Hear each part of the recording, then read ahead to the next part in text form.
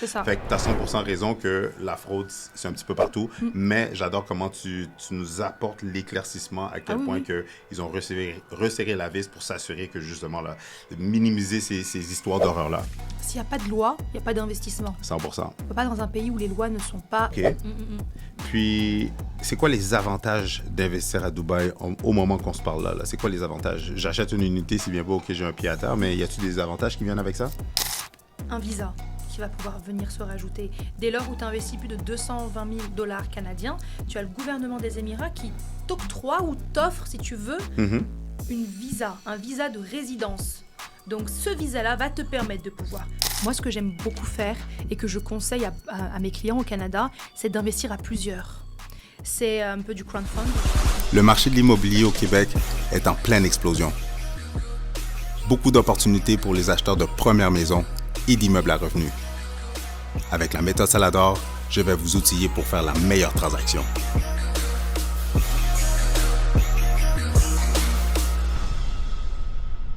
J'ai des annonces à vous expliquer. Restez jusqu'à la fin de la vidéo pour écouter les annonces que j'ai pour vous. Sinon, avant de terminer la vidéo, allez à la conclusion pour écouter les annonces parce que je fais des événements. Vous allez avoir l'opportunité de me rencontrer, de serrer la main d'investisseurs immobiliers. Si vous recherchez du partenariat, si vous recherchez des deals, si vous désirez embarquer dans le monde de l'immobilier, allez à la fin de la vidéo où est-ce que je vais vous expliquer les annonces que j'ai pour vous. Shiraz, comment ça va?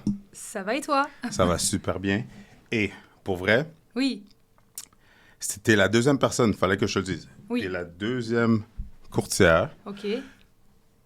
de Dubaï que je passe sur mon podcast. Mais la première, c'est une amie à moi en plus, mais c'est une courtière d'ici qui était en processus de déménager là-bas. Puis là, je pense en ce moment qu'on se parle, elle a déménagé là-bas. Mais là, toi, tu arrives avec comment je pourrais dire, une autre corde à ton arc parce que toi, tu es là-bas. Oui. Ça fait combien d'années que tu es là-bas? Presque 12 ans. Puis tu as un business, t'es courtière immobilière là-bas? Tout à fait, j'ai une agence immobilière. OK, toi, tu as ta propre agence. Fait qu'elle, elle est rentrée dans une agence. Mais toi, Ah oui. tu as ta propre agence immobilière. Oui. Vous êtes combien d'agents? 56 à l'international, oui, c'est ça. Je suis fondatrice de cette agence immobilière. Je l'ai fondée très jeune. Wow! On en est là. Fait que, tu vois, justement, avec toi, on va amener ça, on va amener le côté plus technique de la chose. Ouais. Mais rapidement, pour les gens qui ne te connaissent pas, qui ne te suivent pas sur les réseaux sociaux ou quoi que ce soit, en quelques minutes, bref, c'est quoi ton background? Qu'est-ce que tu fais? Comment tu aides les gens? Tu viens de le dire, mais en plus en profondeur. Très bien. Moi, je suis Shiraz. Déjà, merci pour l'invitation. Je suis fondatrice d'une agence immobilière à Dubaï et j'aide la plupart de ces jeunes personnes qui souhaiteraient investir dans l'immobilier mais qui ne savent pas réellement où mettre leur argent, comment placer leur argent sans se passer par des banques, des financements. Je vais vraiment les aider step by step à réaliser leurs rêves dans un pays pour les ambitieux, les Émirats Arabes Unis, Dubaï. Il y a tellement de choses à savoir sur Dubaï. Tellement. C'est vraiment fou parce que je t'écoutais parler, puis c'est exactement la même chose que je fais avec mes clients ici, c'est que je les accompagne step by step pour faire leurs investissements immobiliers, puis pour s'enrichir grâce à l'immobilier, justement. Tout à fait, c'est puis, ça. Là aussi, à côté de ça, est-ce que tu as d'autres business? Oui, complètement. Vas-y. Alors, donc, j'ai mon agence immobilière. On fait également de la gestion locative, donc tout ce qui est Airbnb que tu connais. Hein, voilà, oui. Département de gestion locative. On est également constructeur et rénovateur aux Émirats Arabes Unis. Donc, on vient intervenir dans des maisons pour de la rénovation. Et je suis également coach. Donc, j'ai une plateforme de formation en ligne pour toutes les personnes qui souhaitent se former en immobilier en ligne, tout en travaillant du Canada ou de la France. Donc, ça, c'est génial. C'est l'opportunité de pouvoir devenir agent immobilier sans quitter son chez-soi. Donc ça aussi, ça va vraiment aider beaucoup de personnes. Je fais aussi plein de choses. Je suis maman. Nice. C'est un travail. Et à temps plein. Ah oui, à temps plein. Donc je suis maman et je suis une femme aussi. Et en plus. Eh oui. Une femme d'affaires. Une femme d'affaires qui s'aime beaucoup et qui se dit accomplie, mais qui s'aime avant toute chose et qui se met en priorité dans la vie. Mais là, écoute-moi, tu cherches des deals, des opportunités, mais tu ne sais pas où les trouver. En plus, tu n'as pas le temps, ni l'expertise, ni les connaissances pour vraiment structurer des projets d'investissement immobilier. Par contre, tu serais ouvert à du partenariat, à embarquer dans des projets d'investissement à un gros niveau. Si ça t'intéresse, clique le lien plus bas pour qu'on puisse tout simplement avoir une conversation puis discuter de comment je peux t'aider à travers tout ça. Mais là, juste pour que les gens, parce que c'est sûr qu'à première vue, on ne peut pas deviner exactement pile poil tes origines, mais tu viens de où? Oui, moi je suis une enfant du monde. J'ai grandi en France, je suis née en France, à Lyon exactement. Et puis je suis venue très très jeune aux Émirats Arabes Unis où je suis arrivée, tu verras mon histoire, je ne sais pas si tu la connais, mais je suis arrivée avec très très peu de moyens à Dubaï, vraiment très peu, 2500 € exactement. En quelle année? 2014. OK. Ouais. C'est ça, exactement. Donc, aller-retour. Après, je suis revenue, je me suis installée définitivement en 2015. Je pense que c'était peut-être plus facile à ce moment-là. J'étais à Abu Dhabi, exactement, la capitale. Et puis, step by step, voilà. C'est 2500 €. J'ai tout fait pour les décupler et que ça les rende 1 million un jour. Et voilà, on en est là. Là, en 2014, on s'entend, là, en 2014... Dubaï n'était pas qu'est-ce que Dubaï est aujourd'hui, là. Non. Fait que tu étais avant-gardiste. Puis même en 2014... Ouais. Tu sais, je pense Instagram venait d'arriver en 2012 dans ces alentours-là. Les réseaux sociaux aussi n'avaient pas l'ampleur qu'ils ont aujourd'hui. Mais qu'est-ce qui t'a amené vers Dubaï? Quel potentiel que tu as vu pour que tu te dises, tu sais quoi, je vais m'installer là-bas, je vais faire du business là-bas? Moi, j'étais en France à ce moment-là et c'est vrai que je suis une grande rêveuse. J'ai toujours rêvé des grands pays. J'étais une amoureuse des États-Unis, voilà, qu'on se le dise. Et je pense qu'à ce moment-là, ma destinée était prévue pour les Émirats parce qu'on avait déjà ce côté très américain. Il y a beaucoup d'Américains qui sont installés également aux Émirats Arabes Unis. Donc, je prends ma petite valise et je me dis, tu sais quoi, tu vas y aller, tu vas checker et tu vas pas rentrer. Parce que pour moi, c'était un échec total de devoir revenir en France. Donc, j'ai tout fait pour pouvoir rester à ce moment-là. Et en toute transparence, ce qui m'a fait rester, c'était de voir toutes ces nationalités autour de moi. Les gens venaient du monde entier. Tu avais des Indiens, tu avais des Canadiens, tu avais des Luxembourgeois. Et je me dis, mais pourquoi pas moi en réalité? 100%. Je viens de la France, j'ai étudié en France, j'ai grandi en France. T'es quelle nationalité? Maman est algérienne, donc on a du côté Algérie dans la famille, il y a du Pakistan aussi. Ah, les deux? Oui, c'est ça. Nice. Ouais, exactement, oui. Donc, c'est pour ça que j'ai toujours, je suis une enfant du monde. J'aime ça. Je suis une enfant du monde. Et je viens d'une famille qui est très, très conservatrice et qui est également modeste. Je ne viens pas d'une famille hyper riche, tu sais. Je viens d'une famille où voilà, les deux parents travaillent très dur pour subvenir à nos besoins. Et je ne voulais pas cette vie de Madame Tout-le-Monde. Je comprends. Je voulais absolument faire en sorte que mon futur soit plus facile que ceux de mes parents, que ceux de mes parents en tout cas. Et donc on en est là. Je commence par de la rénovation intérieure. Et mon premier deal, il est très simple, c'est pas de l'immobilier. J'ai fait quelque chose qui est très smart. Je suis partie voir un monsieur, c'est extraordinaire, qui fait des cartes de visite. OK. D'origine pakistanaise, un gentil monsieur qui, je ne l'oublierai jamais. Je lui dis, écoute, c'est le désordre dans ta boutique, donc tu m'offres 200 cartes de visite ou 200 flyers et je te réorganise toute ta boutique. Il me dit, OK, deal, let's go. Donc, je réorganise, je vais à Ikea, je lui prends des boîtes, je lui mets ses dossiers, il me fait 200 flyers. Et sur les 200 flyers, qu'est-ce que je lui dis? Je lui dis, écoute, tu notes rénovation intérieure, société française, décoration, équipe française, tu mets tout ce que tu as envie de mettre, mais tu fais en sorte qu'il y ait un drapeau français. Il me dit, OK. Technique française. Donc, il me fait les flyers et ces flyers-là, je vais les déposer devant chaque building d'Abu Dhabi. OK. Il fait une chaleur pas possible. En plus. L'été. Quand je te dis une chaleur de dingue. Et je vais déposer ces flyers de partout. Et j'attends qu'on m'appelle. Et je tombe sur une famille de Luxembourg. C'est pour ça que je suis très, très, très fan maintenant du Luxembourg. Je les adore. Un couple qui me contacte et qui vient d'arriver à Abu Dhabi, qui était expatrié à ce moment-là, qui ne paye pas son loyer parce qu'il a été expatrié par sa société. Et il me dit, écoute, moi, j'ai un 40 000 dirhams, ce qui fait 10 000 $ de budget pour meubler mon appartement. Fais-moi quelque chose. Je lui dis, OK. Donc là, c'est mon premier client. C'est le moment pour moi. Ça, c'est vraiment avant l'agence immobilière, avant l'immobilier. J'ai commencé par de la décoration intérieure. OK. Ameublement intérieur. Donc, je meuble son appartement, inspiration. Je lui fais tout parfaitement. Il est l'heure du reveal. Donc, il découvre son appartement, il est subjugué, il est content, il est heureux et je suis contente mais stressée en même temps. Et il me dit, mais excuse-moi, je te dois combien? Je lui dis, je sais pas. J'ai 18 ans à cette époque. Hein. En plus. Je lui dis, je sais pas. Il me dit, mais t'as bien une prestation. Parce que moi, quand je me suis présentée à lui, je lui ai dit, mais que j'étais une grande décoratrice intérieure, que j'étais connue et reconnue en France. Il faut y aller. Il faut pas avoir peur. C'est à ce moment-là que je me suis dit, OK. Donc, il me dit, je te dois combien? Je lui dis, je sais pas. Je lui dis, donnez-moi ce que vous voulez. Et donc, il me dit, reviens plus tard. Donc, il habitait juste à côté de chez moi. Il me redonne une enveloppe. Et j'ouvre l'enveloppe, il y a 40 000 dirhams. Qui vaut? La même chose, 10 000 $. Il m'a redonné le même montant que j'ai dépensé pour meubler son appartement. Wow. C'est dingue, hein? Et c'est ces 10 000 $ là qui ont complètement changé ma trajectoire. Complètement. J'aurais pu en faire tout et n'importe quoi avec cet argent. Jeune que j'étais, j'aurais pu aller faire du shopping, restaurant. Vraiment dépenser? J'ai acheté une voiture. OK. J'ai payé mon loyer à l'année. Parce que le loyer se paye à l'année aux Émirats. Ah, OK. C'est bon à savoir. Sécurité pour le propriétaire. OK. Donc j'ai payé mes 12 mois. J'avais un superbe appartement sur la corniche d'Abu Dhabi, vue sur la mer. Le loyer était beaucoup moins cher. Et là, je me suis dit, mais c'est bon. Et j'ai pris mon assurance, et j'ai payé mon assurance pour être tranquille. Donc au niveau de la santé, je suis couverte. J'ai un toit sur la tête. J'ai un frigo qui est plus ou moins rempli. Et j'ai une voiture. Qu'est-ce que tu veux de plus à ce moment-là? That's it, là, t'es prête pour du Là, business? je suis prête. Et j'ai tout défoncé. Boom. Voilà. Comment t'es tombé sur l'immobilier? Dans l'immobilier. J'avais une multitude de clients qui, du coup, me contactaient pour de la rénovation intérieure. Énormément, énormément. Et j'étais à ce moment-là la première Française qui est arrivée aux Émirats et qui faisait de la rénovation intérieure et qui touchait à l'immobilier. OK. En fait, ces fameux clients-là me contactaient pour que je leur présente des biens immobiliers à Dubaï. OK. Donc, qu'est-ce que je fais, moi, à ce moment-là? Je me renseigne, je fais mes petites recherches, je contacte les développeurs, je check un petit peu les historiques de livraison. Un client, 2 clients, 3 clients me fait confiance. Donc, je les réfère à des développeurs à ce moment-là. Je prends des commissions. Je me dis, mais pourquoi tu vas travailler pour Pierre, Paul et Jacques? Fais ton agence, forme-toi. Donc, je suis partie chercher ma licence. That's it. Toute seule, comme une grande, à 20 ans.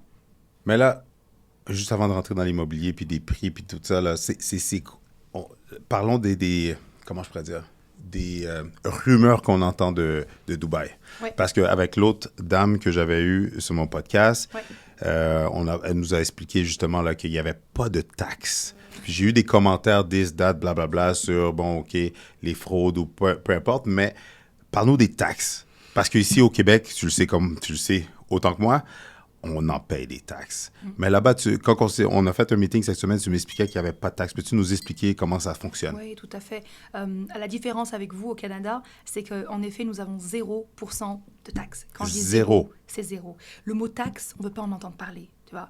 C'est un gouvernement qui aujourd'hui va mettre en priorité ses investisseurs. Donc les investisseurs immobiliers qui investissent aux Émirats Arabes Unis ne sont pas et jamais taxés. La seule chose qu'on va avoir, c'est 4% de frais de notaire que tu as payé dès le départ, d'accord?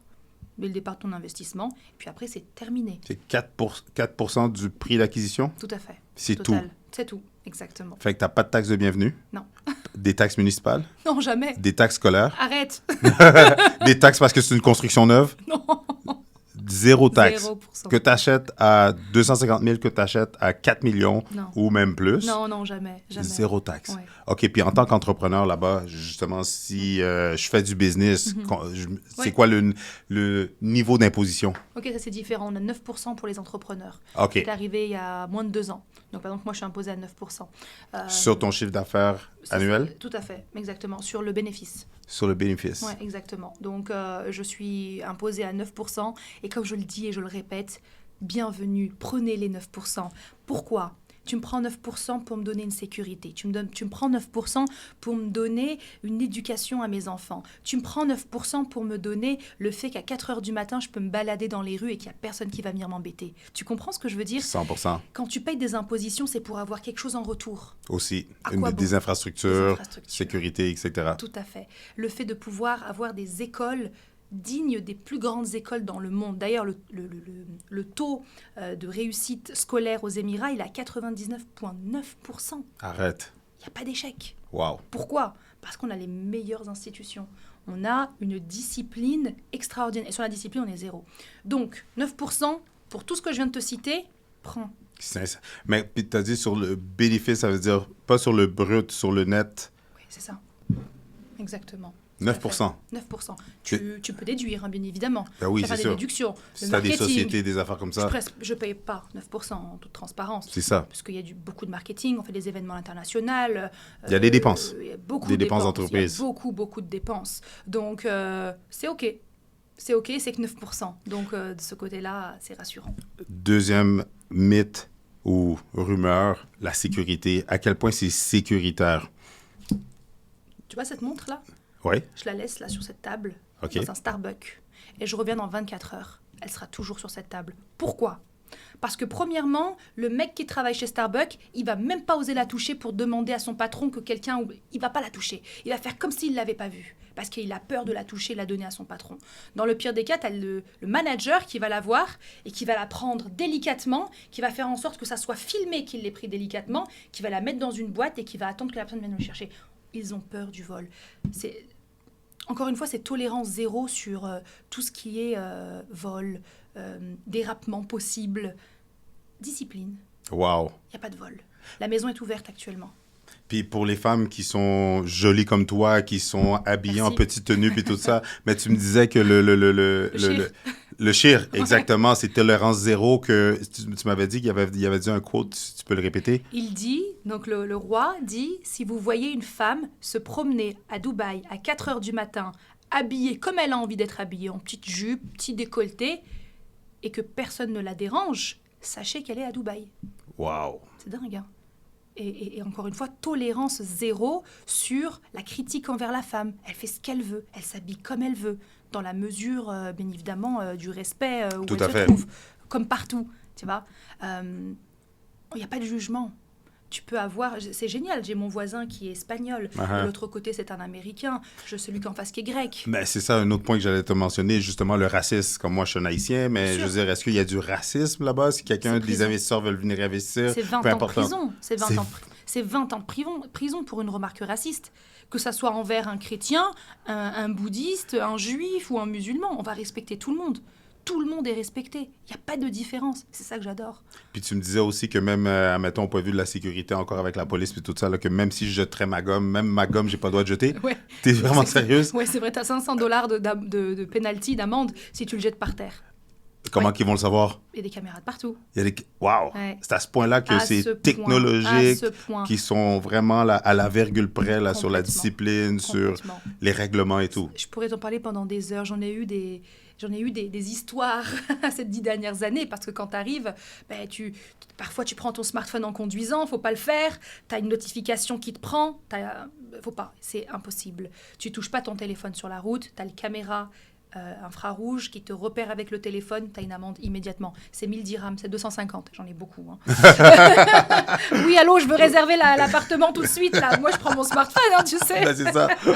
Donc, faut faire très attention. Il y a aussi quelque chose que j'aime beaucoup, c'est vraiment le fait, tu sais, en France, on parle beaucoup de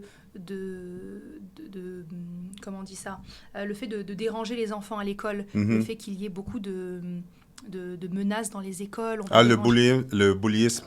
C'est ça, exactement. Ouais. Tu vois, ils vont menacer les élèves. T'as beaucoup d'élèves aujourd'hui, malheureusement, en France, qui ne veulent plus aller à l'école parce qu'on a des élèves aujourd'hui qui sont un peu plus forts et qui vont aller agresser, qui vont aller... Ici au Canada aussi, aux États-Unis, la même chose. Oui, tout à fait. C'est impossible, ça, aux Émirats. C'est inacceptable. Dans les écoles, il n'y a pas de bully, il n'y a pas d'histoire comme ça, là. Non. Fait tout est contrôlé.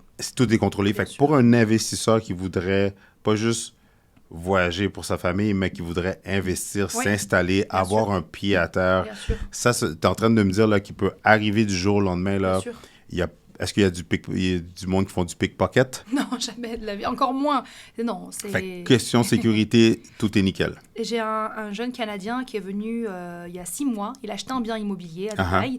Et la plupart du temps, quand tu fais un achat d'un bien immobilier, nous, en tant qu'agence immobilière, on va t'offrir des billets d'avion pour que tu puisses voir ce que tu as acheté. Okay. Parce que beaucoup d'investisseurs aujourd'hui connaissent, entre guillemets, la sécurité de Dubaï, donc investissent à distance. Oui. Beaucoup, parce que c'est tellement bien fait que... Tout est carré. Tout est carré.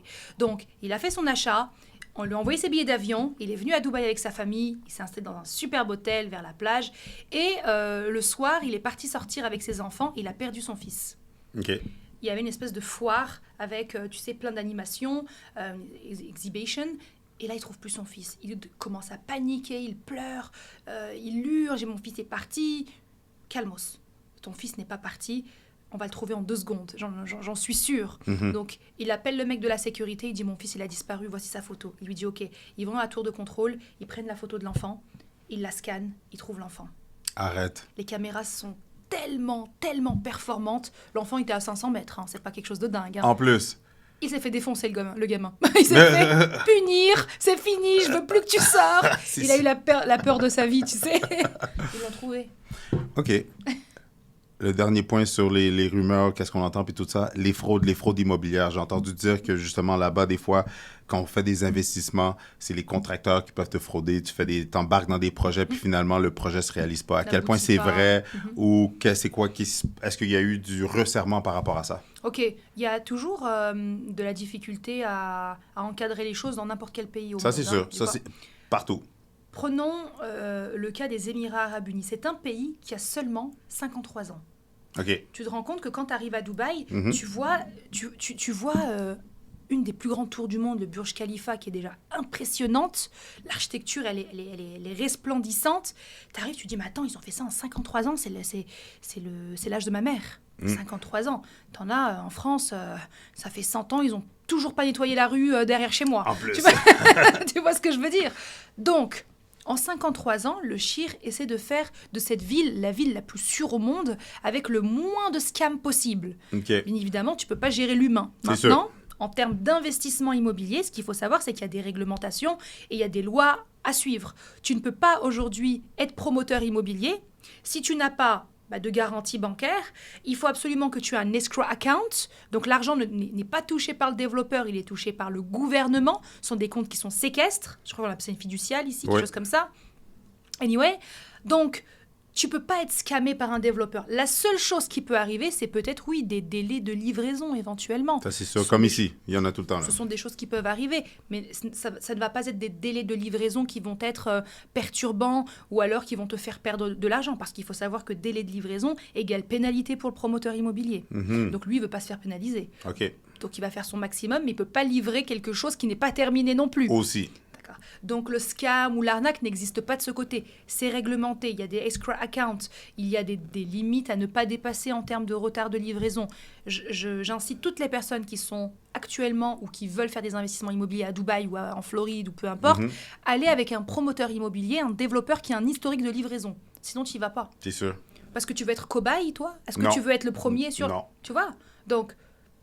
faut y aller mollo. Tu as 100% raison, parce qu'on a entendu des histoires d'horreur un petit peu partout dans le monde, là, au Mexique surtout. Imagine. Que tu n'as pas vraiment les lois justement pour protéger les investisseurs, il n'y en a pas vraiment. Puis est-ce que tu es vraiment propriétaire du lot, du bien, du terrain que tu achètes, etc. pour construire ta villa? Oui. En République dominicaine aussi, ça c'est un petit peu partout. Même en Haïti aussi, tu peux faire des investissements. Puis on t'a vendu un bien, puis la personne qui te l'a vendu était même pas propriétaire. C'est ça. Fait que tu as 100% raison que la fraude, c'est un petit peu partout. Mais j'adore comment tu nous apportes l'éclaircissement à quel point que ils ont resserré la vis pour s'assurer que justement, là, minimiser ces histoires d'horreur-là.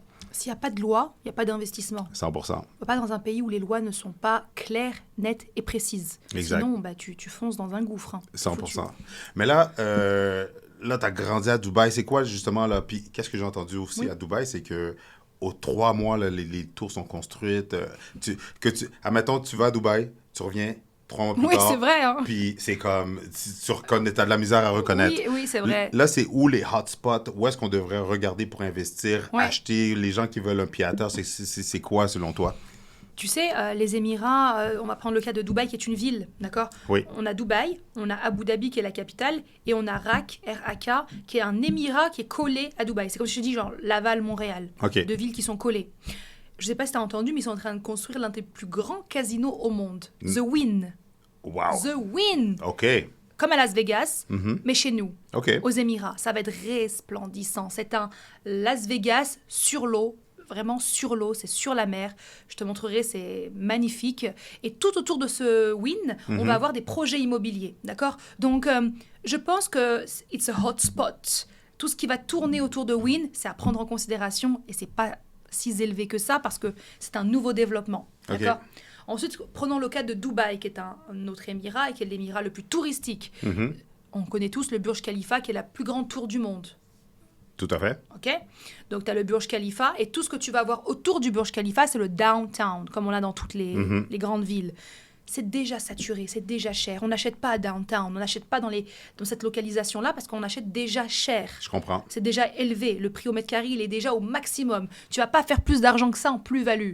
Il va falloir s'insérer dans des localisations qui sont pas encore développées, avec un développement futur, un metro station, mais je dis toujours au moins à 15 minutes maximum d'un centre commercial, de la plage.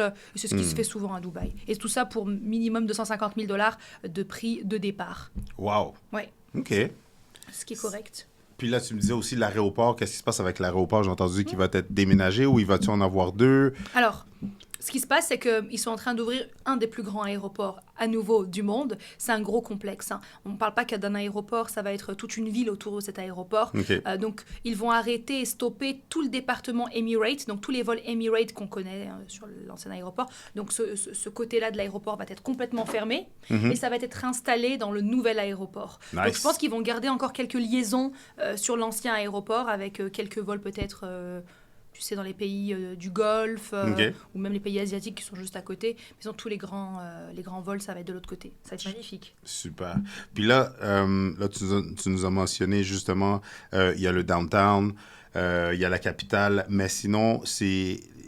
Puis c'est comment pas le nightlife, mais mettons le best spot, le hot spot en ce moment pour acheter, c'est où, puis pourquoi? Ben, disons que c'est El Meydan. OK. Meydan, c'est le nouveau downtown. OK. Ils sont en train de construire à El Meydan, qui est à seulement 5 minutes de l'ancien downtown. C'est une zone qui est à la base désertique, industrielle, qu'ils ont tout rasé. Et ils sont en train de construire une toute nouvelle skyline. Et ils sont en train de construire la tour qui va dépasser Burj Khalifa de 300 mètres, qui va s'appeler Dubai Creek Tower. Il faut vraiment que je te montre. C'est exceptionnel. Wow. Mais tu vas la voir. Mais on va le mettre à l'image. Oui. Dubai Creek Tower, c'est 300 mètres de plus et elle va avoir sa skyline. Ça va être formidable. Donc, El Meydan, c'est à prendre en considération. Et j'ai beaucoup de Canadiens qui ont acheté dans cette localisation. OK. Ouais. Puis sinon, est-ce que tu aurais des places où est-ce que c'est abordable pour des nouveaux investisseurs qui veulent pas nécessairement s'embarquer dans quelque chose de trop élevé, mais qui veulent justement là, tremper leurs pieds pour prendre leur pot, puis une fois qu'ils voient que OK, c'est stable, qu'ils ont une belle rentabilité, des retours sur investissement, là, ils peuvent grossir puis aller dans quelque chose de plus hot. C'est le Dubai South. OK. Le Dubai South, qui est du coup à l'opposé du El Meydan. El Meydan, c'est le nord, Burj Khalifa, c'est le nord. Et le South, c'est cet endroit où va être localisé ce nouvel aéroport. Et le sud de Dubaï est à prendre en considération. C'est encore vierge, il y a un beau développement à venir. Les prix sont très intéressants encore aujourd'hui au mètre carré. Et tu as une très très bonne distance entre Abu Dhabi et Dubaï, parce que tu es entre les deux. OK. Et tu as la mer du côté ouest. OK. Donc c'est parfait. Est-ce qu'il y a des endroits qui sont plus familiales, que les gens, c'est plus, admettons, je sais pas, des townhouses ou peu importe, mais c'est plus familial, puis il y a des coins qui c'est plus, admettons, nightlife, comme le Griffintown ici? Oui, tout à fait. Ben, nous, le downtown, on a le downtown, il y en a un quartier qui s'appelle DIFC. DIFC, c'est le quartier qui est très, comme tu viens de le dire, Griffintown, c'est ça? Hein? Exact. C'est là où on a les plus gros restaurants, les rebluchons, les verdets, c'est vraiment le Milos, tout est situé là-bas. C'est pas des localisations où tu veux vivre, mais c'est super pour sortir. Je comprends. Et après, des localisations qui sont sur l'eau, comme Palm Jumeirah, qui est une palme sur l'eau. Et là, c'est parfait pour les familles. Parce que tu as les plages, tu as les resorts, tu as un très, très grand parc aquatique, l'Atlantis, qui est connu comme Bahamas. On a un grand Atlantis, c'est formidable. Puis les écoles, vu que tu as un enfant, les écoles, c'est comme tu en as parlé tantôt, mais pour quelqu'un qui voudrait déménager complètement, amener sa famille, ça a l'air de quoi les écoles? Tu as école britannique, école américaine, canadienne, française. Mon fils est dans l'école britannique. C'est des prix qui sont quand même assez conséquents. Mais disons que le minimum, c'est du $1,000 à peu près par mois pour scolariser ton enfant à partir de la maternelle jusqu'à la primaire. Je ne sais pas comment on appelle ça ici. En tout cas, en France, c'est comme ça. De 3 à 12 ans. Voilà. Tu as une multitude d'écoles à Dubaï. Elles sont toutes bonnes selon le cursus que tu veux donner à tes enfants et l'éducation que tu veux leur donner également. Je te donne un exemple concret. Mon fils a 4 ans et demi, il parle français, il parle anglais, il parle arabe littéraire et il parle mandarin. Et hindi ou ourdou parce qu'il y a beaucoup d'Indiens et de Pakistanais. C'est une langue qui est très, très parlée aux Émirats arabes unis. Wow! OK. Voilà. Là, c'est une autre game, là. Tu vois? Ouais, c'est fou, hein? Parfois, il m'impressionne. Je me dis, mais on vient pas du même monde, toi et moi. Hein? On n'a pas grandi dans le même pays, hein? Donc, parlons d'investissement, parce que là, tu es vraiment en train de me charmer avec Dubaï. avec tout l'aspect des localisations, la sécurité. Merci pour les précisions. Mais là, parlons investissement, parlons rendement, parlons chiffres. Bien sûr. Là, tu l'as mentionné il y a quelques secondes. Admettons, on peut trouver des condos, des appartements à partir de combien? OK. On va avoir à partir de 250 000 $. Je dis toujours à partir parce qu'on peut avoir beaucoup moins. OK. Mais je ne vais pas te garantir que le projet va être formidable parce que tu as toujours du moins cher pour moins bien. En plus, OK, quand même. Il y a pour tous les niveaux de standing. Ça, c'est niveaux. quelque chose que j'avais entendu aussi. Même pour le style de vie à Dubaï, les restaurants, peu importe, c'est que tu as pour tous les niveaux. Tu es quelqu'un qui est plus économe, un budget. Tu vas en trouver pour ton argent. Si tu es plus quelqu'un de médium ou si tu es quelqu'un que tu vis la high life, tu vas en avoir aussi. C'est ce que je dis, on ne dépense pas tant que ça à Dubaï. C'est pas ce qu'on voit réellement, par exemple, sur les réseaux sociaux.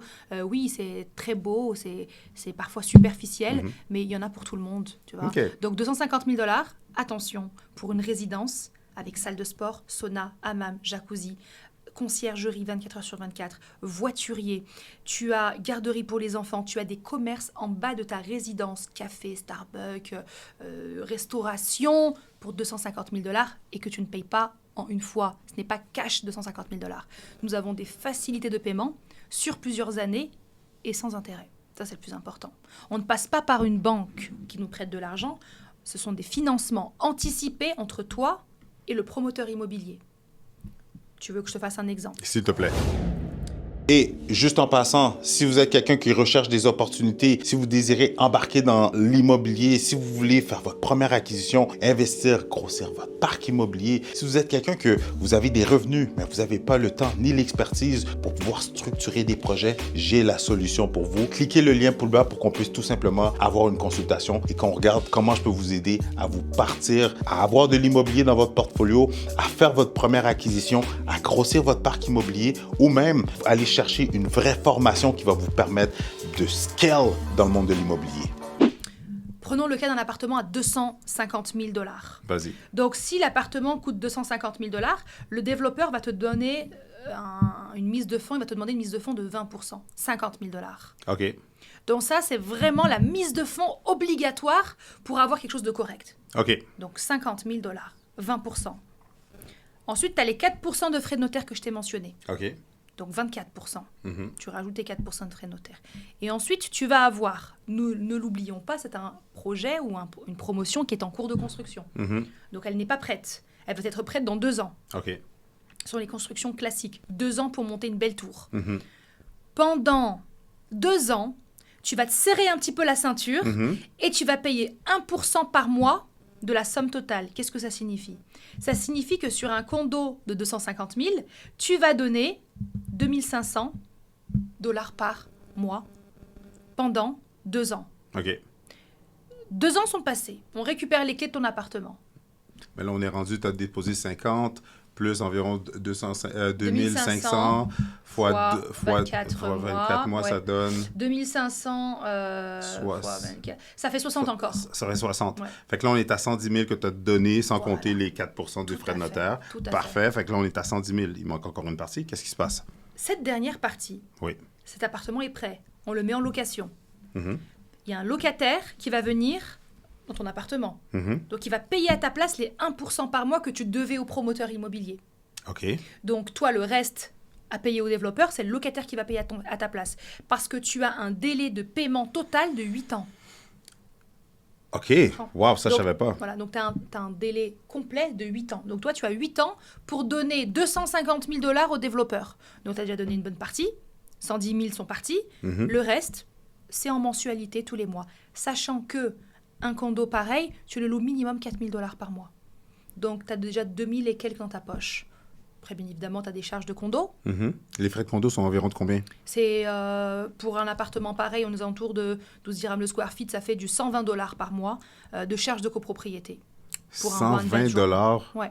120 $? 120 $, ouais, canadien. Mais c'est pas beaucoup. It's nothing, parce que la main-d'œuvre est moins chère aussi à Dubaï. Ne l'oublions pas. Mais là, tu as mentionné 120 $, puis on a accès à quoi? Dans une unité comme ça, dans 50, un bâtiment de 250 000? 50 commodités. 50? 50. Salle de réunion. Tu sais, salle de réunion, salle de sport. 50 commodités. Sauna. Tu as des tennis sur le toit. Je vais te montrer. Hein. Tu as paddle, tu as basketball, tu as handball. Sur le toit. Sur le toit. Tu as absolument tout. Jogging track. Plus la piscine en bas. Plus la piscine générale. Tu as des piscines privées dans le balcon. C'est formidable. Tu as la conciergerie, tous les services que je t'ai cités. Tu as le cinéma, tu as le golf virtuel.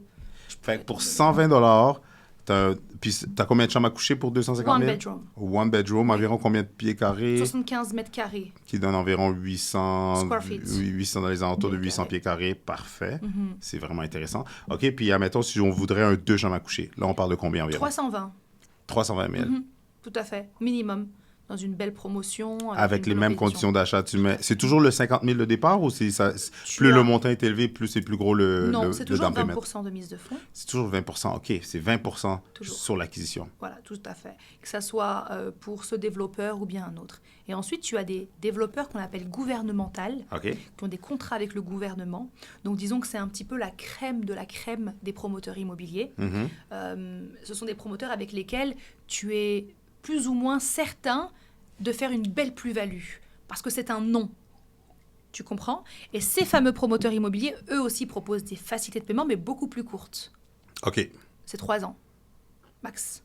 Donc, tu as le choix. Tu as le choix, tu en as que c'est 3 ans, tu en as que c'est 8 ans, puis le 3 ans, c'est ça, c'est tout dépendant de tes moyens, de ta capacité d'être en mesure de le payer. C'est ça. Fait qu'en 3 ans, tes mensualités sont beaucoup plus élevées, mais ton unité est payée plus rapidement. Tout à fait, exactement. Tu as tout compris. OK. OK.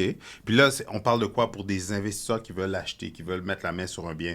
On parle de, est-ce qu'ils ont un cash flow qui leur revient? C'est quoi, ça a l'air de quoi le rendement? Combien ils peuvent s'attendre à recevoir? Ou est-ce que c'est juste que ça break-even, ça se paye tout seul avec, admettons, l'unité à 250 ou l'unité de 2 chambres à coucher? D'une manière ou d'une autre, que tu aies un plan de paiement ou non, alors, à Dubaï, on a le Airbnb qui fonctionne très très bien. Et on a la location annuelle qui est aussi très bonne parce que tu as une sécurité énorme d'un locataire qui te paye à l'année. Donc, c'est vraiment bon. OK, il n'y a pas de locataire, tu ne peux pas payer au mois ou... Pas au mois, mais tu peux négocier avec ton propriétaire de peut-être lui donner en 2 fois ou 3 max. Le montant annuel de la location. Tout à fait. Wow! C'est ça. Donc, par exemple, l'appartement que toi, tu as acheté 250 000 $. Oui, vas-y. Dans cette commodité, avec toutes les commodités que je t'ai données. On est sur minimum 4 100, parce que c'est à peu près ça, par mois de loyer. Donc, ça te fait déjà du 49 200 de loyer annuel. Donc, si tu veux, tu peux le payer 24 600 et 24 600 en 2 fois. Si le propriétaire accepte, il peut ne pas accepter parce qu'il a de la demande.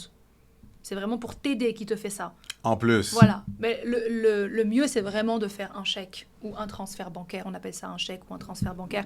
C'est beaucoup plus intéressant pour toi parce que tu vas payer ce que tu dois au développeur et le reste, c'est du cash flow pour toi. On est sur un retour sur investissement annuel de 13% si on fait du Airbnb. C'est vraiment bon. Puis, on parle de plus-value. Admettons, l'unité que j'achète à 250 000, en combien de temps j'aurai une plus-value que je peux me dire, OK, j'ai de l'équité disponible sur cette unité-là? Tu as certains investisseurs qui vendent pendant la construction. Donc, tu peux faire de la plus-value pendant la construction. Donc, tu as le droit légalement de revendre ton unité dès lors où tu as payé 34% de son prix total. Donc, tu as déjà donné 20, plus 4% de frais de notaire, ça fait déjà 24. Si tu rajoutes 10, tu es à 34. Et si tu es à 34, tu as le droit de revendre. Mais attends une minute, quand tu parles des frais de notaire, le 4% de frais de notaire, c'est pas à la livraison qu'il faut que tu payes le frais de notaire ou c'est inclus dans la mise de fonds? C'est immédiatement, c'est 20 plus 4. Ah, c'est 20 plus 4. Parfait, merci pour la précision. Pourquoi? Parce que ce sont des projets qui sont en cours de construction. Comment on fait si malheureusement tu décèdes? Malheureusement, le client décède. Il n'a pas d'acte de propriété vu qu'il n'est pas enregistré. Effectivement. Donc l'enregistrement se fait dès lors où on a la signature du contrat, dès le départ. OK. Voilà. Comme ça, s'il se passe quoi que ce soit, il y a des lois, c'est les enfants qui récupèrent, ou bien on peut faire également un testament, si la personne veut faire un testament pour ne pas donner à ses enfants parce qu'il ne mérite pas, ou parce qu'il ne veut pas que sa femme récupère. Exact. Voilà des histoires. J'imagine. Ou l'inverse. Donc, chacun est libre. Ouais. Wow. OK. Puis, c'est quoi les avantages d'investir à Dubaï au moment qu'on se parle là? C'est quoi les avantages? J'achète une unité, c'est bien beau, OK, j'ai un pied à terre, mais y a-t-il des avantages qui viennent avec ça? Un visa qui va pouvoir venir se rajouter. Dès lors où tu investis plus de 220 000 $ canadiens, tu as le gouvernement des Émirats qui t'octroie ou t'offre, si tu veux, un visa de résidence. Donc, ce visa-là va te permettre de pouvoir vivre aux Émirats Arabes Unis, d'ouvrir un compte bancaire si tu le veux, même si on peut le faire sans, mais bon, anyway. Tu vas pouvoir inscrire tes enfants à l'école, tu vas pouvoir travailler si tu le veux, tu vas pouvoir créer un business, tu vas pouvoir faire des demandes de financement à la banque si tu veux acheter la maison de tes rêves, par exemple. Donc, tu vas pouvoir avoir accès également à des systèmes de santé qui sont un peu plus intéressants qu'un résident qui n'est pas investisseur n'aurait pas éventuellement. Donc, c'est à prendre ou à laisser. Hein. Tu n'es pas obligé d'avoir cette résidence visa, mais elle est offerte. Donc, ça, c'est un avantage. Quand tu investis, je te donne un exemple. Moi, j'ai une multitude de biens immobiliers à Miami. Ils m'ont jamais donné de visa. En plus. En plus, j'ai dû faire une société où j'ai payé $100,000. Big story. Hein. Oui. Mais voilà, je suis rendue à je sais pas combien de millions de dollars investis. Ils s'en foutent. Wow. Dubaï, on va te donner de la reconnaissance. C'est ce que j'aime dans ce pays. On va te donner cette reconnaissance-là. Le shir te dit, tu as investi chez moi, t'inquiète pas. Je vais te donner ce que tu mérites. Un visa, une sécurité de vie, viens avec ta famille, viens avec tes enfants, installez vos familles, vivons heureux, That's simplement. it, là. Et voilà. Wow. Est-ce que c'est possible d'avoir un passeport? Non. OK. À moins que, pour naître émirati, il faut Oui, avoir... c'est sûr. Si ta femme est enceinte et elle accouche là-bas, Ouais. ton enfant, lui, va avoir un passeport. Ou que tu sois marié avec un émirati. Ok. Éventuellement, toi, tu peux avoir le passeport comme ça. Mais ça devient de plus en plus compliqué quand même. Je comprends. Mais on a des très bons passeports, canadiens, français. C'est ça, de toute façon, tu as déjà ton passeport canadien. On est alors, très heureux. Right. On a des très très bons droits en tant que Canadiens et Français. Et c'est des passeports qui ont beaucoup d'importance en plus aux Émirats Arabes Unis, parce qu'ils ont des accords assez strong, que ce soit la France ou le Canada. Donc c'est parfait.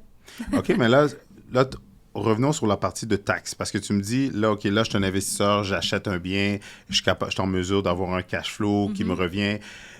Est-ce que je me fais taxer sur cet argent-là ou sinon, est-ce que c'est mieux que je le laisse là-bas comme ça, je me fais pas taxer quand j'arrive ici? Y a-tu des... On va aller dans le legal way. Oui, exactement. Disons que, après, bien évidemment, on a toujours y a toujours des astuces ou des techniques pour être le moins taxé, hein, bien évidemment. Tout à fait. La meilleure des façons à faire.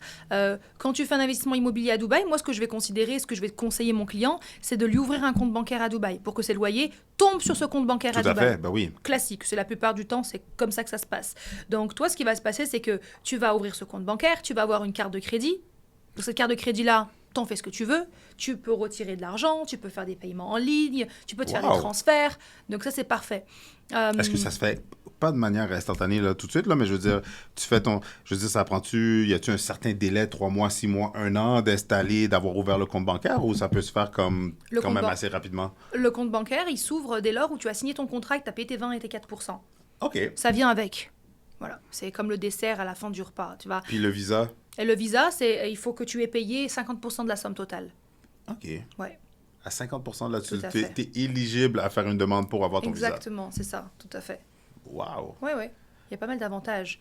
Vraiment? Oui, tout à fait. Puis c'est quoi les désavantages, justement, tu parles d'avantages, mais c'est quoi les désavantages d'aller investir à Dubaï, là? Parce que ça peut pas être juste, tout est parfait, là. Ben, disons que c'est pas plutôt les désavantages d'investir, parce que l'investissement non, est bon. l'investissement, mais de vivre ou le style de vie ou quoi que ce Voilà. soit. C'est quoi, selon toi, ça fait combien? 14 ans? 12. 12 ans que tu es là-bas? Je vais te dire ce qui, moi, me dérange. Vas-y. Moi, je suis une personne qui est née en octobre.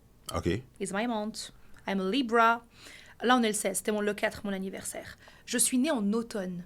Moi, je suis une femme qui aime les saisons. Je veux vivre les saisons. Je veux avoir froid, comme je veux avoir très chaud. Je veux aussi me couvrir d'une petite laine, comme j'ai envie de me découvrir. Oui. Et à Dubaï, on n'a qu'une seule saison. Pour vrai. Eh oui. On n'a qu'une seule L'été. saison, c'est l'été. On n'a pas d'hiver. Donc ça, c'est dérangeant. Mentalement, psychologiquement, l'humain a besoin d'avoir les 4 saisons. Pour vrai, Crois-moi. tu vois la différence? Parce que moi, je suis ici, te je rends pas suis né au Québec. Moi, je voudrais tellement juste l'été tout le temps. Tu te rends pas compte. C'est très bien, on est coloré, on prend le soleil, on a des très bons bains de soleil, mais à un moment donné, on a besoin d'avoir... Tu sais que des fois, on est rendu Un petit clash, là, un petit peu. Ouais. Je te donne un exemple. Moi, je suis française, et nous, en France, on a un plat traditionnel qui s'appelle la raclette. Tu le connais? C'est du fromage fondu sur de la pomme de terre. Oui. Ça se mange quand il fait moins 10 degrés. À Dubaï, je le fais, et donc je me mets dans mon salon, dans mon living room, et je mets la climatisation à 10 degrés, alors qu'il fait 45 dehors, hein, et je me fais cette ambiance de raclette. Wow. Ça manque. Je comprends. Après, t'en as qui vont te dire, oui, c'est vrai qu'on est loin de nos familles. La plupart sont loin de leur famille. C'est un choix de vie. Tout à fait. L'expatriation est un choix. On va pas pleurer toute notre vie parce que notre oncle ou notre tante... C'est un choix. Nos parents ont fait leur vie. Tout à fait. Il est temps pour nous de le faire la nôtre. 100% d'accord. T'es d'accord avec moi? Ben oui. Ils peuvent venir. C'est En OK. plus, Ils peuvent venir, ils peuvent profiter de cette nouvelle vie que leurs enfants ont.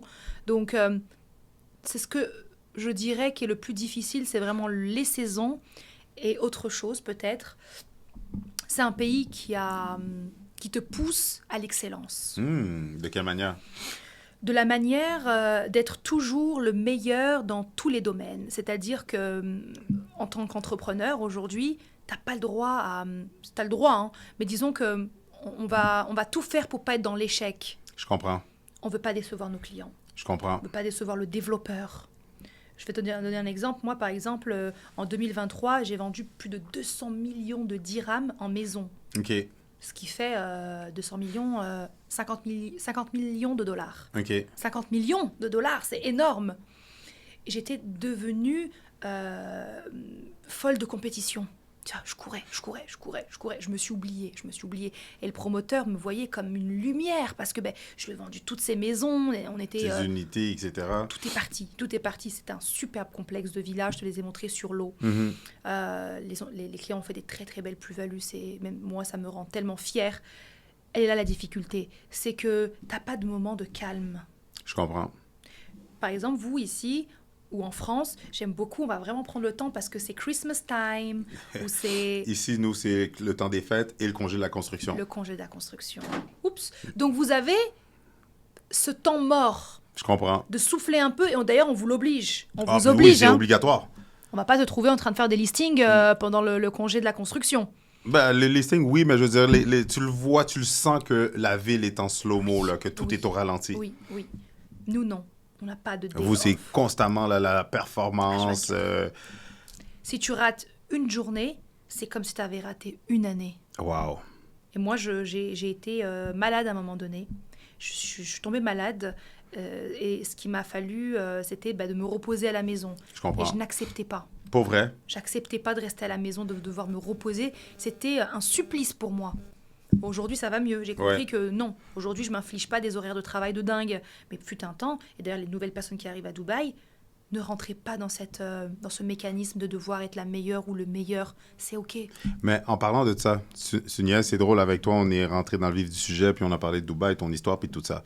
Mais la question que j'aime vraiment, que je commence généralement mon podcast, c'est, je demande souvent à l'invité de me raconter un fail, un échec, un challenge qui a été vraiment un cataclysme que pendant cette période-là, il se disait, mais comment j'ai fait pour me retrouver là? Mais des années plus tard, quand il regarde en arrière, il est comme, waouh, une chance que ça m'est arrivé parce que c'est ça qui m'a rendu encore plus sharp, encore plus meilleur dans qu'est-ce que je fais, un meilleur entrepreneur, investisseur, peu importe. Toi, c'est quoi ton fail? Tu sais... Parce que là, toutes tes réalisations, ton agence immobilière, les ventes que tu as faites, mais je t'écoute. J'ai eu malheureusement, dans mes belles années, une personne qui est arrivée à mon agence, toute pleine de bonne volonté, et qui voulait travailler à mes côtés. Et cette personne-là, c'est vraiment dans mes débuts, tout début. Hein. Et cette personne-là, donc, travaille à l'agence, c'est une personne qui vient de France, qui est très motivée. Et ce que je fais, c'est que toutes les nouvelles agents qui arrivent ou agents, je leur donne un data de clients qui est enregistré sur le système et qui n'ont pas encore investi. Et je leur demande de faire des petites relances. Tout à fait normal, des suivis. Des petits suivis, tu vois. Tu peux appeler, envoyer un email, un SMS. Il me dit OK, tout va bien. Et cette personne-là reste un mois à l'agence. Un mois plus tard, elle me dit écoute, merci beaucoup, mais j'aimerais bien tenter ma chance ailleurs. L'immobilier, je pense que c'est pas pour moi. J'ai trouvé un job en tant que serveur à Dubaï. Je me dis bon, OK. Pourtant, il y a beaucoup de potentiel. Hein. Je me dis OK. Donc, je lui dis écoute, bon courage, bye. Un mois plus tard, j'apprends que ce data de 1500 personnes a été vendu, transféré dans la nouvelle agence dans laquelle cette personne travaillait. Et dans ce data, il y avait des amis à moi, je ne m'étais pas rendu compte. C'est comme ça que tu l'as su? Oui, qui ont acheté avec lui. Parce qu'ils pensaient qu'ils travaillaient toujours avec moi. Wow. Et c'était trop tard. C'était enregistré. C'était dans mes débuts. j'avais pas encore cette force mentale. Mhm. J'étais en dépression totale. C'est sûr. Je suis tombée comme ça. Mon mari essayait de me dire, mais c'est pas grave, c'est ok, ça t'arrivera toujours. Tu sais que parfois, dans le mal, il y a un bien. C'est des cadeaux mal emballés. Tout à fait. Tu penses que c'est la pire des épreuves qui va t'arriver et que tu vas jamais pouvoir te relever, et qu'il va falloir peut-être 10 ans pour refaire tout ce data. Et au final, pas du tout. Cette personne-là, elle est partie, mais c'est pour les bonnes choses. Et j'ai perdu beaucoup, hein, parce que je pense qu'il avait vendu une dizaine de condos, aux alentours de 500 000 $ le condo. C'est beaucoup d'argent quand même, tu vois. Et quand tu fais le calcul, ça te rend malade. J'ai compris que non, en fait, c'est OK. C'est que c'était peut-être destiné. 100%, parce que grâce à ça, tu as sûrement peaufiné tes systèmes, tes protocoles, comment tu transiges, tes contrats. Les contrats. C'est aujourd'hui ce qui me rend hyper forte aujourd'hui, c'est la législation du pays. Je n'ai pas peur. Si tu es amené aujourd'hui à être malheureusement mauvais et que tu as des mauvaises intentions, j'ai un contrat que tu dois signer quoi qu'il arrive. Si tu ne le signes pas, c'est que tu avais des mauvaises intentions. C'est tout. C'est OK. Exact. C'est génial.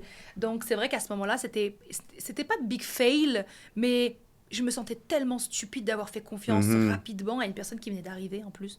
Comment tu peux donner ton data entièrement à quelqu'un qui vient de débarquer? C'est pas normal. Tu ferais ça aujourd'hui? Non. Non, c'est sûr que non, avec l'expérience. Avec l'expérience. Donc, mais en même temps, des fois, il y a des petites choses comme ça, tu as 100% raison, parce que toi, tu avais une agence, mais si je recrute un nouveau courtier dans mon équipe, tu veux lui faire confiance. Si je veux il y a une période de test, dans le test, ben, j'ai pas le choix de lui faire confiance. Ou même, si je prends n'importe qui, là, quelqu'un qui veut se lancer en business, puis il faut que tu trouves un partenaire, quelqu'un qui complète. Oui, l'idéal, c'est de faire signer, mais des fois, dans le momentum, tu te lances rapidement, on fait nos premières ventes, donc on va le faire plus tard. Ou même, on l'a écrit. J'ai même quelqu'un qui m'a expliqué, lui, ils avaient écrit les contrats, puis tout ça. Ils les ont jamais signés. Ouais, tu vois. Primordial. On commence rien du tout dans la vie, hein, on ne fait pas de business si les contrats ne sont pas signés. 100%. On va être protégé. Exact. Mais, question pour toi. Parce que là, on a parlé des condos, mais des maisons. Si quelqu'un veut acheter des maisons, des townhouses, ça a l'air de quoi les prix? Mais, disons que sur des prix de départ de 500 000 $, parce que c'est quand même des belles maisons dans des bons complexes. La plupart des maisons, les complexes maisons, villas, townhouse sont devenus rares. OK, il y en a de moins en moins. Il y a plus de tours qu'il y a de maisons. Tout à fait, parce qu'il faut beaucoup de place pour construire du townhouse ou de la maison. C'est des communautés qui sont très larges. Et je te le montrerai également, ce sont des communautés avec des plages artificielles, des salles de sport aussi, des centres commerciaux dans la résidence. Donc tout le monde se balade en petite golfette, va faire ses petites commissions, revient. Donc tu as tout. Et les communautés à Dubaï de villas sont censées ne pas te permettre de sortir. Il faut tout qui soit à l'intérieur. Okay. Donc 500 000 $ à peu près, tu peux avoir une belle maison. Puis on parle de retour sur investissement environ de combien? Énorme. Beaucoup plus que les appartements, 15 évidemment. 15 à 16, oui. 15 à 16 de rendement. 16, oui. OK. Très demandé. Est-ce que ça existe du flip, de faire du flip? Admettons, j'achète la villa, je demande au contracteur de me la vendre vraiment standard, moi je l'optimise, je la garde un certain temps, puis je suis capable de la revendre beaucoup plus... C'est ce que je disais, la plupart du temps, les maisons, par exemple, on a un promoteur qui s'appelle Damac, qui est très connu dans la villa, la townhouse, dans les communautés. Lui, c'est très simple, dès lors où il y a un lancement de nouveaux projets, il faut absolument être sur liste d'attente pour pouvoir acheter la maison. Tu vois, ils vont pas te courir derrière. Ils vont te demander d'être sur une liste d'attente, de mettre un dépôt qui est payant et d'attendre si on te sélectionne ou pas. Bien évidemment, c'est remboursable si tu n'es pas sélectionné. 100%. Parce qu'il n'y a que 4000 unités pour 15 à 20 000 personnes à chaque fois, à chaque lancement. Okay. On a 4000 unités et on a minimum 15 à 20 000 EOI, expression d'intérêt. Okay. Expression of interest. Yes. C'est dingue. J'avoue. C'est dingue. J'adore. Donc, beaucoup de flipping là-dessus. OK. Tu peux te permettre de faire du flip très, très rapidement. Remise des clés, c'est minimum 35% de flip. Fait que, y a-t-il d'autres formes d'investissement que les investisseurs peuvent faire? Oui, tu peux acheter des tensions moyen long terme. Comme tu l'as dit, on peut flip aussi. On peut flip sur plan, on peut flip... Moi, ce que j'aime beaucoup faire et que je conseille à mes clients au Canada, c'est d'investir à plusieurs. C'est un peu du crowdfunding. J'adore. Ouais. Continue, explique. Oui, complètement. Le crowdfunding, c'est cette manière de pouvoir investir à plusieurs sur un projet immobilier. Admettons le condo qui est à 250 000 $. Tu vas le partager avec 6 autres personnes. Donc, soit je te mets en contact, moi, direct avec des investisseurs que j'ai déjà filtrés, que je connais et je connais leur capacité de remboursement. J'ai fait une étude D'accord? Donc, on va aller devant le notaire, ça se fait en ligne. Et le 20% va être partagé en 6, parce qu'on peut aller jusqu'à 6 propriétaires sur l'acte de propriété. Et pareil, les mensualités vont être partagées. On fera un compte commun, d'accord, aux Émirats Arabes Unis. Et pareil, le flipping se fera partager et le rendement sera partagé également. Et ça te permet de mettre un pied en tant qu'investisseur sans devoir aller faire du risque tout seul. Tu vas partager le risque avec quelqu'un d'autre. Et c'est ce que les gens aiment aujourd'hui. C'est de se dire, si je tombe avec 6 personnes. C'est pas le but, bien évidemment. C'est pas le but. mais l'humain, ça fait moins peur. Il a ce côté-là de « allez, j'y vais, je fonce ». Quand t'es avec des copains, t'as plus d'assurance, tu sais, quand tu vas avec tes frères. 100%. Bon. Donc, le crowdfunding est vraiment bon et fonctionne très, très bien à Dubaï. Voilà. Puis, pour les développeurs, ici, on a des développeurs qui, justement, on est capable d'acheter un lot, on est capable d'acheter un bien, le mettre à terre puis reconstruire. Oui. Est-ce que si des gens... Oui, c'est sûr qu'à t'écouter parler, on peut rassembler des investisseurs ensemble pour qu'ils puissent acheter, investir passivement puis avoir un rendement sur leur argent. Mais si tu es un développeur, là, tu veux te salir les mains, tu voudrais lever des tours là-bas, est-ce que c'est possible pour des touristes ou des gens... Complètement. Nous, ce qu'on fait beaucoup, c'est vraiment aller sur de la résidence qui existe déjà, l'acheter complètement, de la vieille résidence, la rénover et la remettre en vente à l'unité. OK, comme des anciens condos qui datent de 2014, par exemple. Tout à fait, c'est exactement ce que je vais te dire. 2014 à 2015, pour nous, c'est vieux. On va rafraîchir un petit peu, on va faire de la rénovation sur toutes les unités. S'il faut casser, refaire des studios et des one-bedroom, on ira faire du studio et des one-bedroom. S'il faut rafraîchir au niveau des piscines, des salles de sport et faire quelque chose de beaucoup plus chic, moderne, au goût du jour, on y va. En fonction du nombre d'investisseurs qu'il y aura. C'est ce qu'on a déjà fait sur une tour à JVC. Et ensuite, ce qu'on a fait, c'est que ces investisseurs-là m'ont donné la résidence en exclusivité et j'ai vendu le building entièrement. Wow. Dans sa totalité. C'était vraiment exceptionnel. Vraiment bon. Fait que dans le fond, dans un cas comme ça, ils ont racheté tout le monde, tous les propriétaires. Tout à fait, exactement. C'est ça. C'était une résidence qui datait de 2014. Et malheureusement, le promoteur immobilier avait mal fait ses calculs. La résidence n'était pas belle, vraiment pas belle, mais était très, très bien localisée. Très, très bien. Donc, Donc à ce moment-là, il lui a racheté en fait tout le fonds. Il lui a donné un prix, il a récupéré son argent, il a pu payer la banque, et puis nous, on a recommencé derrière les ventes. C'était vraiment formidable. Est-ce que c'est possible d'acheter... Est-ce qu'il y a du locatif, que l'immeuble est complètement locatif pour des développeurs, puis on les vend pas, on fait juste les garder en location, purement du Airbnb ou du locatif long terme? C'est très rare. C'est très rare? Très rare, parce que c'est pas ce qui rapporte le plus. Ah oui? Oui, nous, le locatif... Parce que nous, ici, ça fonctionne dans la pelletée, là. Equinox. Exactement. Et c'est ce que je me suis dit, waouh, quand même, ils ont eu ce courage de garder le condo, de ne pas vouloir vendre et faire que du locatif. Ah oui. Ben, dans le fond, ça dépend des marchés aussi. Bien sûr. Parce que je te dirais que tu vois, moi, j'ai commencé en 2010. Dans les années 2010, là, c'était... comment je pourrais dire, c'était le vent dans les voiles pour les unités de condo. Les tours, il y avait des tours qui se montaient partout, puis c'était la vente d'unités de condo. Wow. Pour que rendu dans les alentours de 2014-2015, là, il y a eu un ralentissement. Les condos se vendaient de plus en plus lentement. D'accord. Les gens, des fois, ils vendaient soit à perte ou ils étaient même chanceux que s'ils vendaient, ils vendaient puis ils récupéraient juste... Tu sais, ils vendaient au prix qu'ils avaient acheté, v'là 3 ans ou 5 ans, presque à perte. Mais, fait que là, veut pas, ça l'a comme shifté vers les développeurs. Ils ont continué de construire, mais quand ils ont vu que, bon, OK, la revente se fait pas bien ici, ou quand les unités de condos se vendent pas bien, tout dépendant du marché, les taux d'intérêt, qu'est-ce qui se passe, ben souvent, qu'est-ce qu'ils vont faire? Ils vont continuer de construire, mais ils vont garder ça en locatif. OK.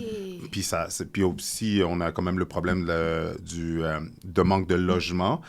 Fait qu'il y a ça aussi qui vient nous impacter, qui fait en sorte que les développeurs, comment je pourrais dire, les assureurs prêts, les institutions financières ici vont pousser pour qu'on puisse développer, mais avoir du logement abordable. Tandis que tout ce que toi tu me dis, c'est l'opposé pour vous là-bas. C'est complètement l'opposé, tout à fait. Nous, on va faire beaucoup plus d'argent en vendant les unités une par une. Alors, on a quelques résidences qui sont dites hôtelières. Je comprends. Mais qui ne sont pas résidentielles à 100%. Il y a de l'hôtel et de la résidence. Donc, c'est un mix. Et la plupart du temps, c'est des petits studios avec kitchenette. C'est de l'hôtel. C'est pas de la résidence. C'est différent. Super. Oui. Puis, du côté pour ceux qui sont plus entrepreneurs, ben surtout, admettons, c'est quoi la réalité pour les courtiers immobiliers qui voudraient rentrer dans ton agence, qui veulent faire de la location, de la compagnie de gestion? Comment ça fonctionne? Moi, je vois beaucoup, j'ai rencontré beaucoup d'agents courtiers, d'agents immobiliers courtiers comme ça, comme toi à Montréal. Et je dis toujours, vous avez une force qui est énorme. Moi, j'ai beaucoup de respect pour ton métier, pour toi, pour ce que vous faites, parce que je disais à un ami qu'on a en commun, réussir à Montréal, c'est pas réussir partout. Il fait froid toute l'année. Vous êtes taxé en permanence et vous tenez toujours debout. Yes! Les pieds joints, vous êtes toujours debout, vous êtes encore en forme. Je me dis, mais si tu arrives à réussir à Montréal, avec tous les bâtons dans les roues qu'on vous met, mais à Dubaï, mais tu fais fortune! Arrête de niaiser, pour vrai? Et bien sûr. Dans la majorité de n'importe quel business? Complètement. Faut juste que tu fonces. Il faut être un petit peu ambitieux. Je le dis toujours aux plus jeunes. Un petit peu, là. Tu dis même pas comme... Tu sais, je te dis même pas. Je dis toujours aux jeunes, ne soyez même pas à 50% d'ambition. Ramenez-moi 10% d'ambition, tu vas monter à 100%. C'est OK, tu vas faire des millions. Ayez un petit peu d'ambition. Soyez un petit peu travailleur. On vous demande pas non plus d'être Einstein. Hein. Un minimum, tu vas t'en sortir à Dubaï. Celui qui a fait la restauration fast-food, il a réussi. Celle qui est arrivée de France, qui a voulu faire un salon de beauté, elle a réussi. Celui qui rêvait d'immobilier, il a réussi à vendre du condo. Il faut juste être bon, être droit.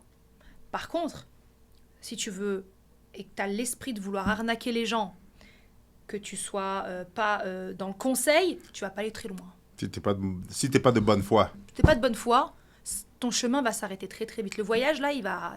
Ah oui? Les gens vont le savoir, le mot va se passer.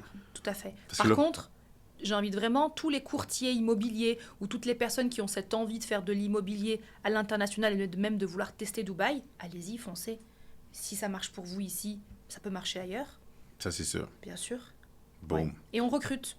En plus? Oui, tout à fait. Là, tu me disais, vous êtes à 200 courtiers? Alors, pour t'expliquer un petit peu, j'ai une plateforme en ligne qui permet en fait de former les agents immobiliers tout en restant chez eux et travailler chez eux. Donc là, j'ai par exemple une 40aine d'agents immobiliers qui sont dans tout le Canada, Toronto, Québec, mais qui travaillent en exclusivité pour moi, sans venir à Dubaï. Je ne sais pas si tu arrives à voir, c'est très particulier. C'est une sorte d'apporteur d'affaires. Wow. Voilà. Sinon, physiquement, elles sont 56, oui. Puis là aussi, pour terminer, tu fais des conférences, right? Tu fais des événements, tu me montrais ça, là, tu fais des événements aussi au Château-Royal. Oui, tout à fait. Je suis conférencière à mes heures perdues. À tes heures perdues, combien de fois par année tu fais ça? 4 fois. OK. 4 Dans fois. le but de... Éduquer, conseiller, gratuitement, ce qui est rare. Donc, on vient 4 fois par an. Donc, c'est des très, très beaux événements. On va vraiment faire en sorte de vous éduquer, de vous conseiller à l'immobilier différemment de ce que vous avez l'habitude de voir. Et ça fait aussi changer un petit peu les humeurs. Tu sais, quand on vient au mois de février qui fait presque moins 15, facilement. Et que tu arrives avec un événement tout sur ensoleillé sur Dubaï, avec toute cette beauté. Les opportunités. Tout à fait. Ça fait un petit peu rêver et ça fait du baume au cœur, comme je dis toujours. Donc, si je peux me permettre... d'aider un petit peu la population ici à développer, why not? Puis à ouvrir les yeux sur les opportunités qui s'offrent là-bas. Oui, tout à fait. Puis justement, pour terminer, comment tu accompagnes les gens? Tu l'as dit tantôt, step by step, mais quelqu'un qui veut investir, quelqu'un qui dit « Hey, Shiraz, j'ai le 50 000 plus le 4 ou peu importe le montant, je veux me lancer. » C'est quoi les étapes? C'est quoi les prochaines étapes? Moi, je prends un temps fou, que ce soit moi ou mes collaborateurs, à conseiller. Donc, que ce soit aujourd'hui ou demain, ça sera exactement le même conseil que je te donnerai. Que tu aies 1 million ou 100 000 $ dans la poche, on va absolument prendre le même timing. C'est OK. Donc, si je suis à Dubaï, on fera un Zoom call ou vidéo, OK? Et je vais vous conseiller. On va commencer par voir les capacités de remboursement que vous avez, la mise de fonds de départ qui est disponible, et puis ensuite, on va pouvoir vous faire des propositions de projets immobiliers. Je comprends. Ça, c'est la première étape. Si je suis à Montréal, je vous fais une belle présentation en fonction de votre budget, de votre apport. On va essayer de s'imaginer dans le futur. C'est hyper important de parler de chiffres et de vous éduquer. Je dis toujours, avant de faire n'importe quel investissement immobilier, éduquez-vous vous-même. 100% d'accord. Voilà. Simple as Donc, vous that. pouvez me contacter si vous avez des questions. C'est ça que j'allais dire. Ouais. Où est-ce qu'on peut te rejoindre? Où est-ce qu'on peut te suivre? Tu pourras mettre mon numéro de téléphone. 100%. Peut-être mes réseaux sociaux. Oui, tout à fait. Et voilà. That's it. Je suis là. Et Shiraz, on va faire un part 2. Je te le dis tout de suite, c'est sûr qu'on va faire un part 2. Parce que le part 2, ça va être à Dubaï. Je vais venir je vais aller au bled, je vais aller te rejoindre. Puis aussi, vu que tu fais déjà des événements, j'en fais aussi, est-ce que tu serais partante à ce qu'on fasse un événement ensemble ou est-ce que je peux amener du monde, des investisseurs, des acheteurs, des gens qualifiés, des gens qui sont intéressés à en savoir plus? Marché conclu. That's it. Boom. J'adore. Et c'est ça. Shiraz, un gros merci pour ton temps. Merci à toi. J'adore ton énergie. Merci aussi pour les précisions sur justement la réalité de Dubaï. Oui. Puis, belle continuation. Merci beaucoup. Yes. À très vite. Comment avez-vous trouvé Shiraz? Avouez qu'elle est sharp. Avouez qu'elle communique hyper bien, de manière claire et concise. Avouez que j'ai eu Kyria, et en plus Kyria, c'est une de mes associés, on travaille ensemble et tout ça, mais on peut voir que Shiraz amène plus de précision, plus de clarté sur les aspects beaucoup plus techniques, les avantages, les inconvénients et tout ça. Avec Kyria, dans le fond, on parlait de l'opportunité. Là, qu'est-ce que moi je trouve de ce podcast-là avec Shiraz, c'est qu'on est rentré en profondeur dans le pays, en tant qu'expatrié, en tant qu'investisseur, en tant qu'entrepreneur, quels sont les avantages, désavantages. Regardez, si vous avez aimé l'épisode comme moi, écrivez dans les commentaires #Dubaï. Oui, écrivez #Dubaï. Je ne sais pas pour vous, mais moi, c'est vraiment beaucoup plus clair comment saisir les opportunités à Dubaï et les réalités de Dubaï en tant qu'investisseur. Et ça, je trouve ça phénoménal de la manière dont elle l'a expliqué. C'est beaucoup plus clair. Aussi, il y a une théorie qui dit plus tu entends quelque chose, plus tu vois quelque chose et plus ça s'éclaircit dans ta tête. Et je pense que c'est ça qui m'est arrivé. Dites-moi, vous, est-ce que c'est la même chose? Est-ce que le fait de vous renseigner, d'avoir de l'information, d'avoir des explications sur les opportunités, est-ce que ça vous ouvre encore plus les yeux? Est-ce que ça vous éclaircit? Est-ce que c'est toujours nébuleux? Si vous avez des questions, mettez-les dans les commentaires. Vous avez aimé Shiraz, écrivez #Shiraz. Si vous avez apprécié la vidéo, écrasez le bouton j'aime, partagez la vidéo, mais surtout avec la qualité des invités que je vous amène, le niveau de l'information qu'ils vous partagent, la moindre des choses, si vous appréciez, puis qu'est-ce qui va me faire royalement chaud au cœur et que j'ai une immense gratitude, c'est que vous vous abonnez à la chaîne, que vous écrasez le bouton je m'abonne, que vous subscribez à ma chaîne YouTube Better Call Chris, la communauté Immobilier 101. Encore une fois, j'ai une immense gratitude d'avoir votre attention, que vous faites partie de la communauté. Et encore une fois, je le mentionne tout le temps, mais vous le savez, je fais les événements. Vous avez vu, Shiraz est prête, elle est intéressée à faire des événements. On pourrait faire quelque chose d'intéressant avec elle. Pour en savoir plus, contactez-moi. Si vous voulez, je vous mette en contact. Si vous voulez que je fasse le pont, si vous voulez justement juste qu'on discute des différentes opportunités d'investissement ici au Canada, au Québec, mais aussi de voir quoi les autres types d'investissements. Est-ce que je devrais investir, aller me diversifier dans d'autres pays? Est-ce qu'il y a moyen d'être investisseur passif ici? Est-ce qu'il y a moyen de... Comment trouver les opportunités? Tout ça, regardez, je suis votre concierge en investissement immobilier. Je suis là pour vous aider step by step. Donc, et moi, la réalité, la différence entre moi et les autres courtiers, c'est que les autres courtiers sont transactionnels. C'est pas pour bâcher tout le monde, mais ils font des transactions immobilières. Moi, c'est un accompagnement où est-ce que je vous prends du point A et je vous amène au point B et que je vous tiens la main jusqu'à la fin.